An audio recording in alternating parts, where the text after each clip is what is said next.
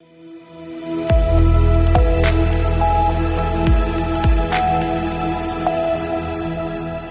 के बाद एक बार फिर स्वागत है। आप देख रहे हैं सी न्यूज़ भारत। मैं हूं आपके साथ इशिता। वक्त हो चला उत्तर प्रदेश बुलेटिन का। इस बुलेटिन में बात होगी अमरोहा की, जहां अज्ञात वाहन ने बाइक सवार 2 युवकों को टक्कर मार दी, जिससे एक युवक की मौत हो गई। साथ ही बात होगी बलिया की, जहां चर्चित टीचर हत्याकांड मामले के आरोपी को पुलिस ने मुठभेड़ के दौरान गिरफ्तार कर लिया है। ऐसी तमाम खबरों पर करेंगे विस्तार से बात। दिल्ली लखनऊ नेशनल हाईवे पर शनिवार सुबह 5 बजे गजरौला हाईवे स्थित गांव मोहम्मदाबाद के पास तेज रफ्तार अज्ञात वाहन ने बाइक सवार 2 युवकों को जोरदार टक्कर मार दी। टक्कर लगने से बाइक सवार एक युवक की मौके पर मौत हो गई, जबकि दूसरा गंभीर रूप से घायल हो गया।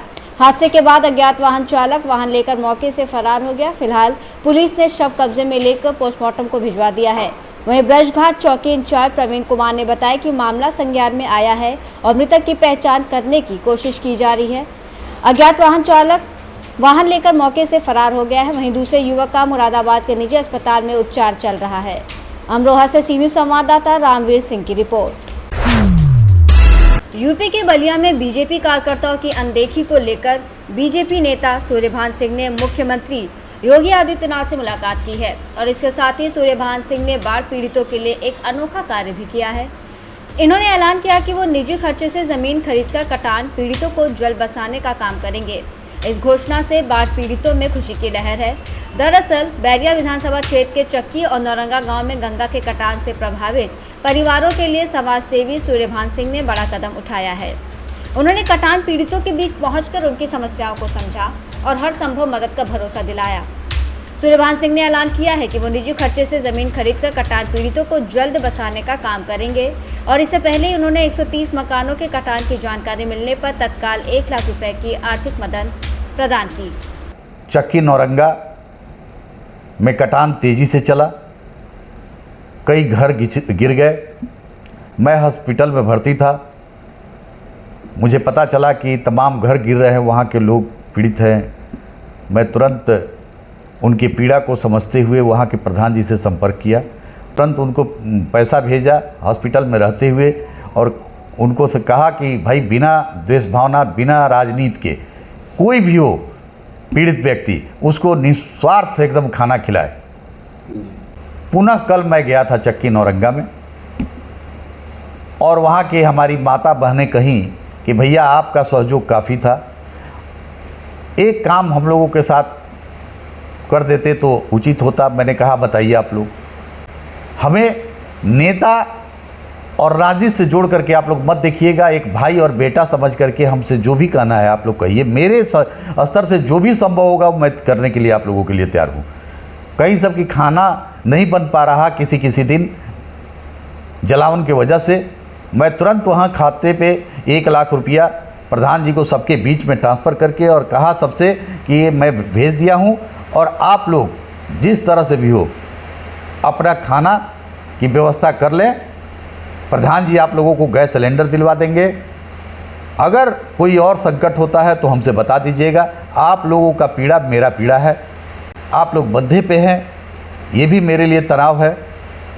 और मैं लगातार लगा हूँ, जिस ज़मीन वाले से बात चल रही है उनको मैं सारे लोगों के बीच में बात भी कराया। उन्होंने कहा कि नहीं, सूर्यभान सिंह इस मामले में लगे हुए हैं, प्रयासरत है कि ज़मीन खरीद करके और बसा दिया जाए। सरकार तो भाई करेगी ही करेगी।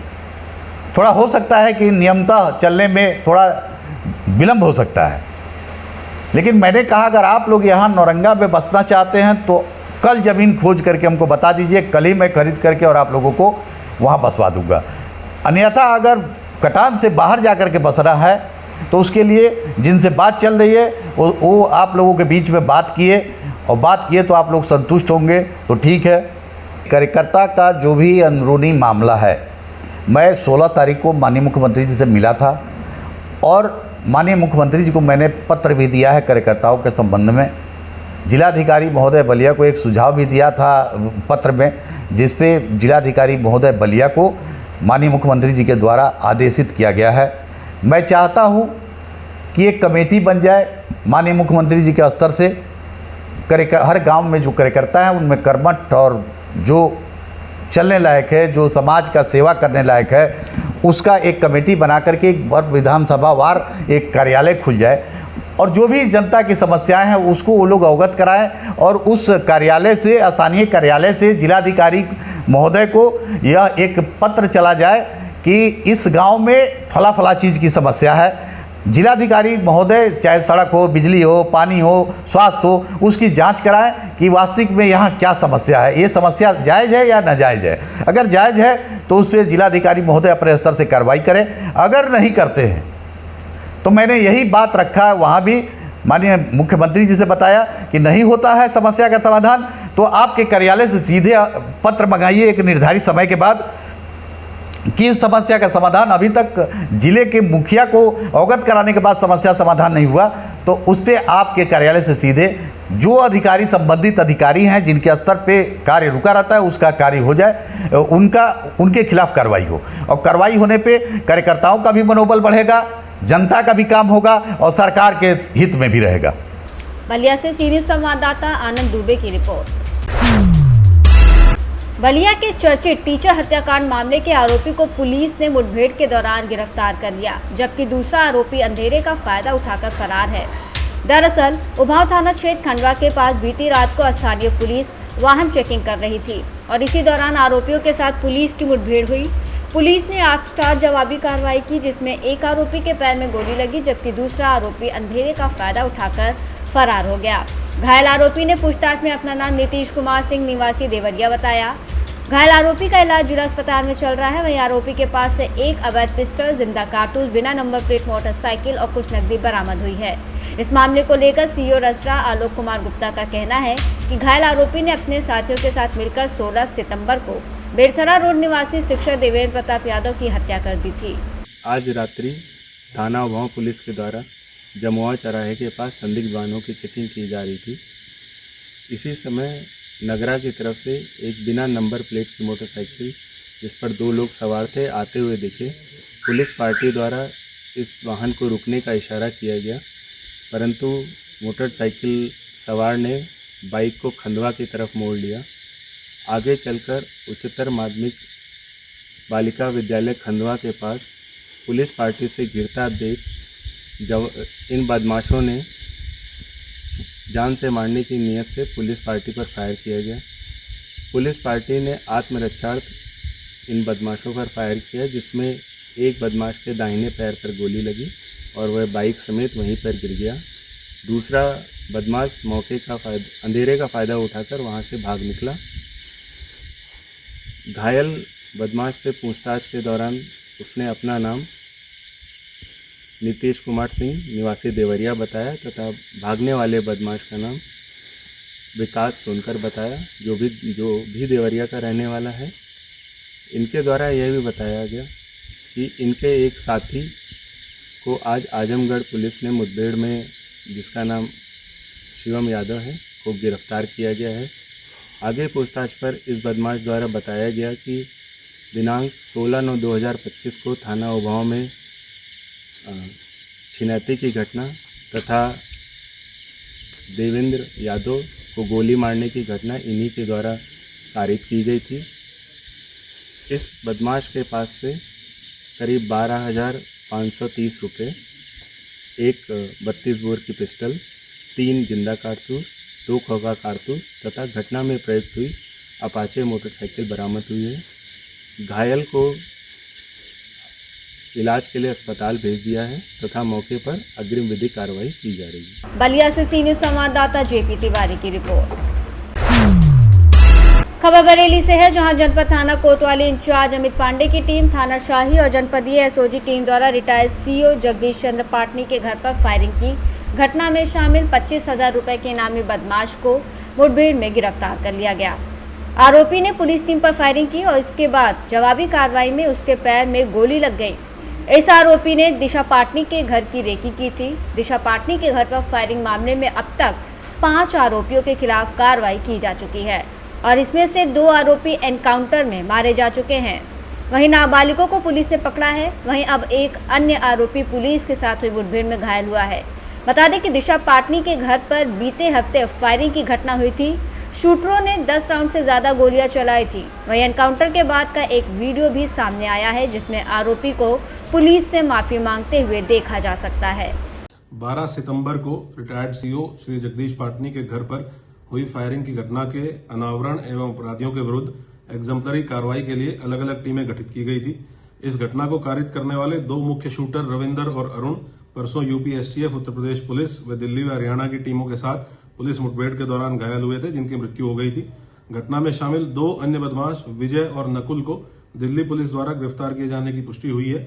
घटना में शामिल 5वां अभियुक्त रामकिशन उर्फ दीपक पुत्र सेनाराम, जो मूलतः राजस्थान का रहने वाला है, एवं 10 व 11 तारीख की घटना से पहले घटना की प्लानिंग, घटनास्थल की रेकी करने एवं घटना की साजिश में शामिल था। इसकी गिरफ्तारी के लिए इसके ऊपर 25,000 रुपए का पुरस्कार घोषित किया गया था। इसको जनपद बरेली पुलिस की एसओजी टीम के द्वारा ट्रैक किया जा रहा था। आज इसके अपने एक अन्य साथी के साथ गांव देहात के रास्ते नेपाल भागने की सूचना पुलिस को प्राप्त हुई थी। ट्रैक कर रही टीमों द्वारा इसको आइडेंटिफाई कर थाना शाही क्षेत्र अंतर्गत रोकने का प्रयास किया गया, जिस दौरान इसने पुलिस टीम पर फायर किया। पर्याप्त चेतावनी के बाद पुलिस टीम द्वारा भी आत्मरक्षार्थ कंट्रोल्ड फायरिंग की गई, जिसमें रामनिवास उर्फ दीपक नाम के अपराधी के घुटने में गोली लगी है। इसको उपचार के लिए भेजा गया है। रामनिवास के पास से एक पिस्टल 32 बोर, 4 कारतूस, एक मोटरसाइकिल बरामद हुई है। इसके साथ गिरफ्तार किया गया इसका एक अन्य साथी है, जिसका नाम अनिल पुत्र सतीश, जो गांव रजपुर सोनीपत हरियाणा का रहने वाला है। घायल अपराधी रामनिवास घटना के दिन झुमका चौराहे के आसपास व शहर की अन्य सीसीटीवी फुटेज में भी अपने साथियों के साथ दिखाई दिया था। इसके एक और अन्य गिरफ्तार साथी अनिल से अलग टीम बनाकर पूछताछ की जा रही है। प्राथमिक पूछताछ में इसने शूटर रविंदर और अरुण के काफी समय से संपर्क में होने एवं स्वयं द्वारा संचालित सोनीपत में बाइक व कार गैराज से इनको समय समय पर बाइक उपलब्ध कराने की बात बताई है, जिसको तस्दीक करने के लिए हमारी एक टीम हरियाणा भेजी जाएगी। यह भी बताया है कि ये दोनों घटना के बाद से ही नेपाल भागने की फिराक में थे, क्योंकि रामनिवास घटना के दौरान रेकी में शामिल था, इसलिए इसे जनपद के जो देहात क्षेत्र के रास्ते हैं उनकी जानकारी थी। इस संपूर्ण प्रकरण में जनपद बरेली में घटना में आए 5 अपराधी अब तक अकाउंट 4 कर लिए गए हैं। अब तक इस प्रकरण में सभी टीमों द्वारा लगभग 2,500 सीसीटीवी कैमरों की सीसीटीवी फुटेज का एनालिसिस किया गया है, जिसमें लगभग 1300 हमारे ICCC के कैमरे हैं और इतने ही कैमरे गांव देहात के जो हम लोगों ने देखे हैं वो शामिल हैं। लगभग 250 होटल और ढाबों पर पूछताछ और जानकारी असुराग्रसी की गई है। घटना की विवेचना एसपी सिटी के नेतृत्व में गठित टीम द्वारा कराई जा रही है। जनपद गाजियाबाद व दिल्ली भी विवेचना की टीमें रवाना की जा रही हैं। सरलान सेल और साइबर सेल को सोशल मीडिया मॉनिटरिंग के लिए लगातार अलर्ट पर रखा गया है। ऐसे संगठित अपराध करने वालों के विरुद्ध गैंगस्टर एक्ट के अंतर्गत भी जनपदीय पुलिस द्वारा कार्रवाई सुनिश्चित की जाएगी। बरेली से सी न्यूज संवाददाता BS चंदेल की रिपोर्ट। ललितपुर जिले में मेडिकल कॉलेज में नौकरी दिलाने के नाम पर एक बड़ा ठगी कांड सामने आया है। आरोप है कि पंकज नामक युवक ने दर्जनों बेरोजगार युवाओं और उनके परिजनों से लाखों रुपए वसूल लिए। जब पीड़ितों ने पैसे वापस मांगे तो आरोपी कभी आत्महत्या की धमकी देता तो कभी झूठे मुकदमे में फंसाने की बात कहकर दबाव बनाने लगा। शनिवार को ठगी के शिकार हुए लोगों का सब्र टूट गया और उन्होंने आरोपी पंकज पुरोहित को पकड़कर पुलिस के हवाले कर दिया। पीड़ितों ने बताया कि आरोपी लंबे समय से युवाओं को मेडिकल कॉलेज में नियुक्ति दिलाने का झांसा देकर मोटी रकम ऐंठ रहा था। पीड़ितों ने पुलिस प्रशासन से मांग की है कि आरोपी से उनके रुपए वापस दिलाए जाए और उसके खिलाफ कड़ी कार्रवाई की जाए।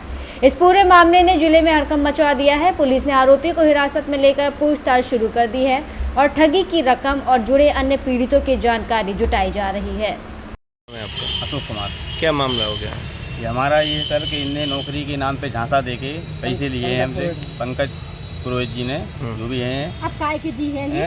हमारा नाम शंकर लाल सेन है। कहाँ के निवासी हम हैं? निवासी छल्ला के रहने वाले हैं और हाल निवासी आज तुम क्या मामला लेकर आए? मामला ये कि इनसे हम लोग डॉक्टर विकास जैन के साथ में काम किया, तो इनने हमें संपर्क किया कि सरकारी हॉस्पिटल में मेडिकल कॉलेज में जगह निकली है, हम आपको नौकरी लगवा देंगे आपके बच्चे की। तो इतना पैसा लग रहा है, बोले 2.5 लाख रुपया लग रहा है। होते करते वो 2 लाख में हमारी बात हो गई, तो 1.5 लाख हमने एडवांस दे दिया और हमारे साथ में फूफा जी थे प्रमोद सेन, तो 2 लाख रुपया उनके लड़के के लिए भी दिया। 3.5 लाख रुपया हमारा है। अब इनने पैसा दे दिया, हम लोगों को लटका आज निकल 8 महीना 10 महीने हो गए। कितने लोग हैं आप लोग जिन्होंने नौकरी के नाम पे पैसे दिए थे? देखिए हम लोग 9 लोग तो यही हैं जो हम लोग एक साथ हैं, एक मुकदमा में हैं। बाकी और कितने भगवान जाने, वो जाने उनके परिवार के। कितने रुपए की इन्होंने ठगी की? ठगी करीब लगभग होगी 40 लाख हो, 30 लाख हो, लगभग एक होगी लगभग। इन लोगों की इतना पैसा। अच्छा, तो अभी वो कहाँ है? अभी हमसे कोतवाल साहब ने कहा था पकड़ के देना, तो हमने पकड़ के दिया है कोतवाल साहब को। अब वो कह रहा है कि यहाँ से जमानत करा लेंगे 111। ये बताइए मुकदमा लिखा है क्या 111 जमानत होना चाहिए या विवेचना अधिकारी को धाराएं बढ़ाना चाहिए? ये 420 आदमी अगर इसको आज जेल नहीं भेजेंगे तो हम लोगों को क्रिमिनल बनावे के चक्कर में भाई हम लोग पैसा तो चाहिए, पैसा अच्छे लेंगे बुरा लेंगे, पैसा तो चाहिए है। आपका अशोक कुमार। कहाँ के निवासी हैं? हम घुसियाना मोहल्ले। क्या मामला लेकर आए हैं? ये मामला लेके आए हैं कि हमारे नौकरी के नाम पे झांसा देके दोनों भाइयों से पैसे लिए हैं इनने। कितने रुपए लिए? 40 हज़ार रुपये हैं, दोनों के 80 हज़ार रुपये हैं हमारे। किस चीज़ में नौकरी लगाने के? ये लगा रहे थे स्वास्थ्य विभाग में। जी। इनने फर्जी कॉल लेटर भी भेजा हमारे मोबाइल पर। जब उन लोगों ने बार बार टाइम देते रहे, ये देते रहे, जब बहुत ज़्यादा हो गया तब इनसे पूछा तो इनने मना कर दिया। फिर इनका ना फ़ोन उठाते थे ना कुछ करते थे। फिर ये घास पकड़े गए, जब इन्हें पता चला तो हम लोग आए हैं। क्या नाम है इनका? पंकज पुरोहित। कहाँ कार्यरत है? कहीं कार्यरत है क्या वो? पहले थे डॉक्टर विकास जैन के। क्लिनिक में काम करते। अच्छा, तो अभी कहाँ है वो?